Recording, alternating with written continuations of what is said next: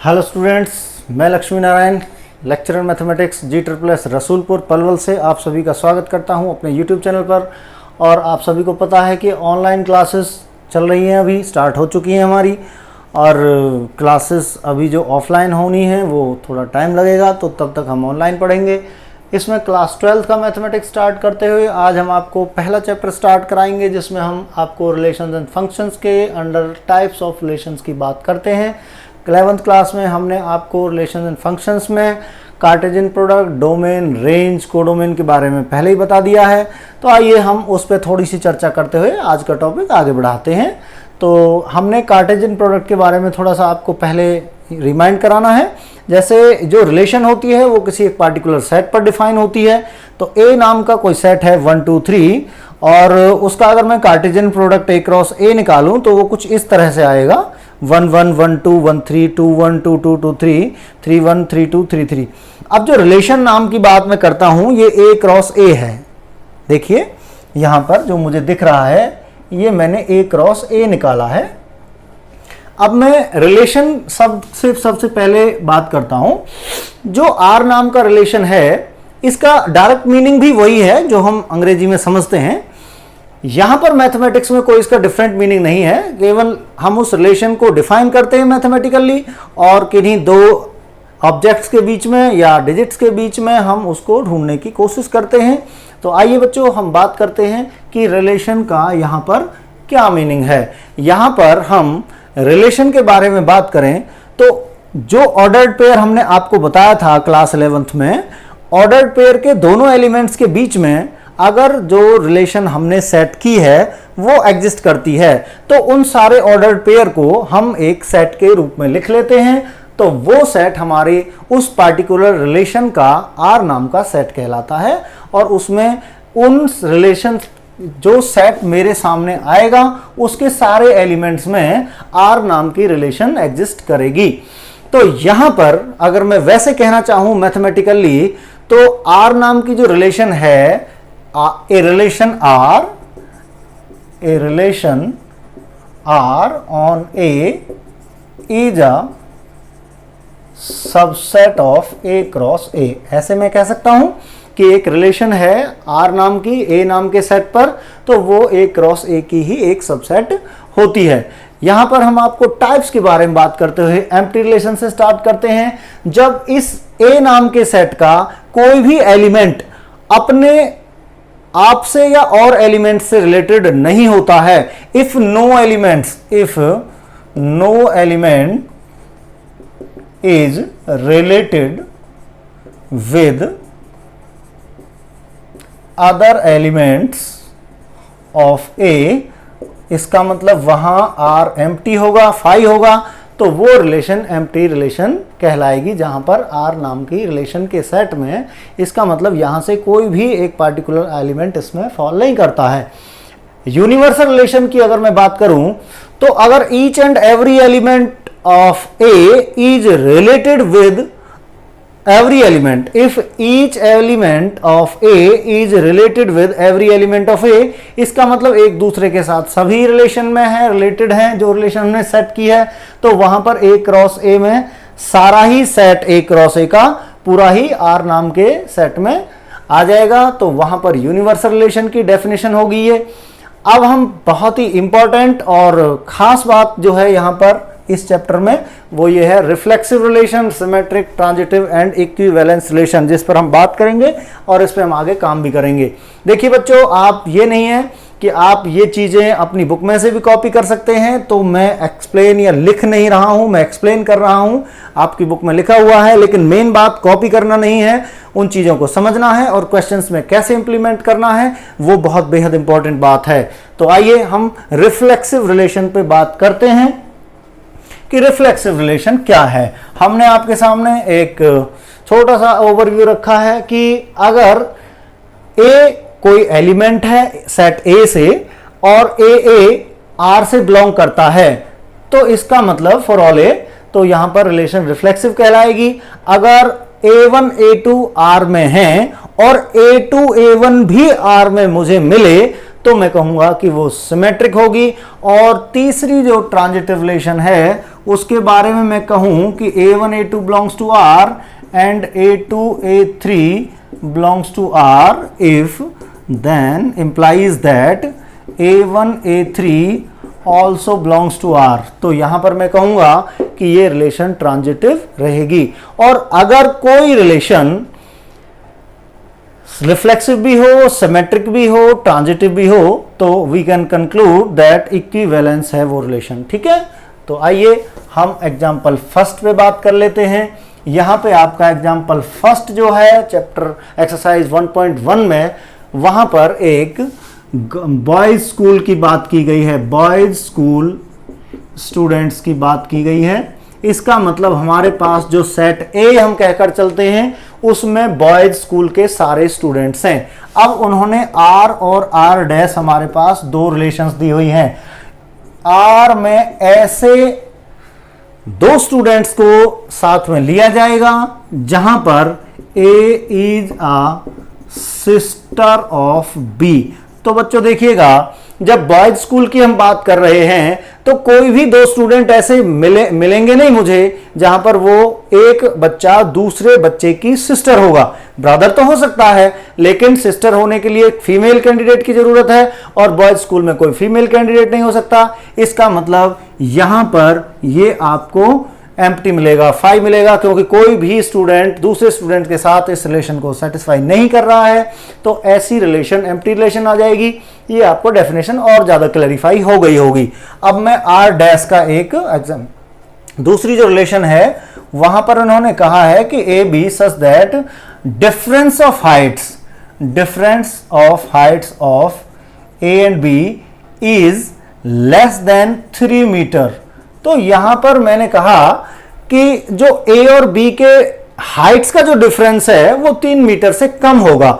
आप अपने स्कूल से देख सकते हैं, एग्जांपल लेकर कोई भी दो स्टूडेंट्स आप ले लीजिए, उनकी हाइट्स का डिफरेंस निकाल लीजिए। डिफरेंस जो है 3 मीटर का मतलब आप लगभग 9 फुट समझते हैं। क्या किन्हीं दो कैंडिडेट्स की हाइट्स का जो डिफरेंस है वो 9 फुट से ज्यादा हो सकता है? नहीं। इसका मतलब वो 9 फुट से हमेशा कम ही रहेगा।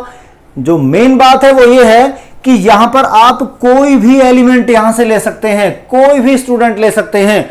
हर स्टूडेंट, एक स्टूडेंट अपने साथ ही इसको सेटिस्फाई करेगा और किसी दूसरे के साथ भी इसे सेटिस्फाई करेगा। तो each student is related with this relation, ठीक है, with every element या every student। therefore we can say that R dash is a universal relation। तो यहां पर ये आपको और क्लैरिफाई हो गया होगा, पूरा सेट ही आ जाता है। अब मैं एग्जाम्पल 2 की बात कर रहा हूं। आपकी बुक में एग्जाम्पल 2 है, ट्राइंगल्स से रिलेटेड एक टी नाम का सेट है जिसमें ऑल ट्राइंगल्स हैं। ठीक है, वहां पर एक आर नाम का रिलेशन है जिसमें T1 T2 नाम के दो ट्राइंगल्स या इस तरह के ट्राइंगल्स लिए जाएंगे। ऑर्डर्ड पेयर में जो ट्राइंगल्स हैं वहां पर T1 is congruent to T2 आएगा। तो अब मुझे ये प्रूव करना है कि ये एक इक्विवेलेंस रिलेशन है। जी हां, तो आइए प्रूव कर लेते हैं। तो पहले नंबर पर मैं बात करूंगा कि अगर जो ट्राइंगल्स का सेट था उसमें से मैं कोई एक ट्राइंगल उठाऊं तो क्या वो अपने साथ कॉन्ग्रुएंट होगा या नहीं होगा। जब मैं लॉ ऑफ कॉन्ग्रुएंसी की बात करता हूं तो हमें पता है कि each and every object particularly is congruent with itself. तो जब हर चीज अपने आप के साथ, हर ऑब्जेक्ट अपने आप के साथ कॉन्ग्रुएंट है, सर्वांगसम है, तो मैं कहूंगा T1 is congruent to T1। इसका मतलब T1 बिलोंग्स टू R। इसका मतलब रिलेशन इज रिफ्लेक्सिव। जी हां, ये प्रूव कर दिया है मैंने। अब मैं बात करूंगा सिमेट्रिक की। सिमेट्रिक में मैंने आपको बताया था अगर A1 A2 belongs to R तो implies A2 A1 belongs to R, तो वो सिमेट्रिक होगी। तो यहां पर मैंने लिया late T1 T2 belongs to R। मैंने एक एलिमेंट ले लिया है जिसमें दो ऐसे ट्राइंगल्स मेरे पास हैं जो एक दूसरे के कॉन्ग्रुएंट हैं। इसका मतलब T1 is congruent to T2। अब अगर ये इसके साथ कॉन्ग्रुएंट है तो मैं ये ऐसे भी कह सकता हूं कि T2 is congruent to T1। इसका मतलब अब दो एलिमेंट अगर एक दूसरे के कॉन्ग्रुएंट हैं तो उनको मैं T1 T2 इस तरह से R नाम के सेट में रख सकता हूं। तो इसका मतलब मैंने प्रूव कर दिया, if T1 T2 belongs to R, it implies that T2 T1 is also belonging to R. Hence the relation is symmetric relation. अब मैं बात करता हूं रिलेशन थर्ड, क्या ये ट्रांजिटिव भी है? जी हां, देखिए इस पे चेक कर लेते हैं। T1 T2 belongs to R and T2 T3 also belongs to R। यहां पर मैं क्या देखता हूं कि इसका मतलब होगा T1 is congruent to T2 and T2 is congruent to T3। Sorry, not bracket here. यहां पर आप देखिए कि अगर ये वही पैरेललिज्म वाला कॉन्सेप्ट है जो अगले एग्जांपल में आपको देखने को मिलेगा कि ये लाइन इस लाइन के पैरेलल है, L, M और N। मेरे पास अगर तीन लाइंस हैं, अगर ये इसके पैरेलल है, ये इसके पैरेलल है और ये इसके पैरेलल है, तो अगर मैं बीच वाली हटा दूं तो ये दोनों भी आपस में पैरेलल होती हैं। या फिर मैं एग्जांपल रखता हूं कि मेरे पास राम, श्याम और रोहन तीन स्टूडेंट्स हैं, इसमें 50-50 केजी वेट है और इन दोनों में भी बराबर वेट है तो 50 हो जाएगा। तो अगर मैं कहूं कि अब इन दोनों में वेट कितना होगा तो वो भी इक्वल रहेगा। तो इस तरह से ये कॉन्ग्रुएंट है, ये कॉन्ग्रुएंट है, ये भी T2 के और ये भी T2 के कॉन्ग्रुएंट है। तो T1 is also congruent to T3 और we can conclude that T1 T3 is belongs to R। तो इसका मतलब बच्चों मैंने फाइंड आउट कर लिया T1 T2 belongs to R, T2 T3 belongs to R implies that T1 T3 also belongs to R. Hence we can say that relation R is transitive relation, transitive relation, transitive relation। अब मैं बात करता हूं, देखिए example number third बहुत ही easy है, उसका concept मैंने बीच में आपको एक्सप्लेन भी किया है। अब मैं एग्जांपल नंबर फोर्थ की बात कर रहा हूं जो आपकी बुक से मुझे मिल रहा है। देखिए एग्जाम्पल नंबर फोर्थ में हमारे पास एक सेट पहले ही दिया हुआ है, गिवन है 1 2 3, 1 2 3 एक सेट है मेरे पास। यहां पर मुझे रिलेशन ऑलरेडी गिवन है, वो है 1 1 1 1 1 2 1 1 1 2, सॉरी पहले 2 2 है, फिर 3 3 और फिर है आपके पास 1 2 और 2 3। अब मुझे बताना है कि ये रिफ्लेक्सिव, सिमेट्रिक और ट्रांजिटिव में से कौन कौन सी प्रॉपर्टी को सेटिस्फाई कर रहा है। तो ये देखिए यहां पर ये कहता है कि रिफ्लेक्सिव तो है लेकिन सिमेट्रिक और ट्रांजिटिव नहीं है। तो मैं चेक कर लेता हूं क्या ये रिफ्लेक्सिव है। मैंने कहा था एक बात ध्यान से देखनी है कि इस एलिमेंट, देखिए यहां पर मैंने फॉर ऑल लगाया हुआ है, इसका मतलब ए के हर एक एलिमेंट के लिए ए बिलोंग्स टू आर होना चाहिए। इसका मतलब इसके हर एक एलिमेंट के लिए 1 2 और 3 तीनों के एलिमेंट्स के लिए चेक करते हैं। 1 के लिए चेक कर लेते हैं 1 1 है, 2 के लिए चेक कर लेते हैं 2 2 है और 3 के लिए अगर मैं चेक करूं तो 3 3 भी है। तो इसका मतलब for all A belongs to A belongs to R. इसका मतलब 1 1 2 2 एंड 3 3 ये भी बिलोंग्स टू आर है, ये भी बिलोंग्स टू आर है, ये भी बिलोंग्स टू आर है। इसका मतलब रिलेशन इज रिफ्लेक्सिव। अब मैं सिमेट्रिक की बात कर लेता हूं। मैंने देखा कि 1 2 belongs to R, 1 2 belongs to R. देख लीजिए दिख रहा है इस रिलेशन में 1 2 है, but 2 1 does not belongs to R. देख लीजिए 2 1 इसमें कहीं नहीं है। इसका मतलब ये प्रॉपर्टी सेटिस्फाई नहीं होती है। अगर A1 A2 होता है तो A2 A1 भी उस रिलेशन में फॉल करना चाहिए, लेकिन यहां पर ये है और ये नहीं है। इसका मतलब R इज नॉट सिमेट्रिक। जी हां, R सिमेट्रिक नहीं है। अब मैं ट्रांजिटिव की बात कर लेता हूं कि ट्रांजिटिव है या नहीं है। आपको क्या लग रहा है कि ये ट्रांजिटिव होगी या नहीं होगी? बोलिए, ट्रांजिटिव होगी या नहीं होगी?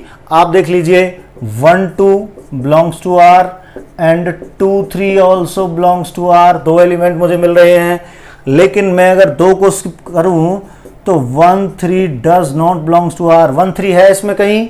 देखिए आप चेक कर सकते हैं बार बार, आप जरूरी नहीं है, आप 2 2 और 2 3 लेकर देखिए, 2 2 एंड 2 3, यहां पर 2 को आप स्किप करोगे तो 2 3 तो बिलोंग कर रहा है इससे। तो जरूरी नहीं कि एक, अगर कोई 2 एलिमेंट आपको ऐसे मिल जाएं जिनको सेटिस्फाई हो रहा हो, हमें एक ऐसा एलिमेंट ढूंढना है जो सेटिस्फाई नहीं कर रहा है, ताकि, क्योंकि सारे एलिमेंट जो उस प्रॉपर्टी को सेटिस्फाई करते हैं तभी हम कंक्लूड कर सकते हैं कि वो ट्रांजिटिव है। तो एक पेयर मुझे एलिमेंट्स का ऐसा मिल गया है जो आर से बिलोंग करते थे, लेकिन यहां पर 1 3 आर से बिलोंग नहीं कर रहा है, therefore R is not transitive. R is not transitive. और बच्चों, जो रिलेशन रिफ्लेक्सिव भी हो, सिमेट्रिक भी हो, ट्रांजिटिव भी हो, उस रिलेशन को हम इक्विवेलेंस रिलेशन कह सकते हैं। तो मुझे उम्मीद है आपको ये जो कॉन्सेप्ट है बहुत अच्छे से क्लियर हो गया होगा। आप अपने दोस्तों के साथ इसे जरूर शेयर करें ताकि सभी का फायदा हो सके और घर बैठे वो मैथमेटिक्स पढ़ सकें। All the best. चैनल को शेयर एंड सब्सक्राइब करना ना भूलें। Thank you.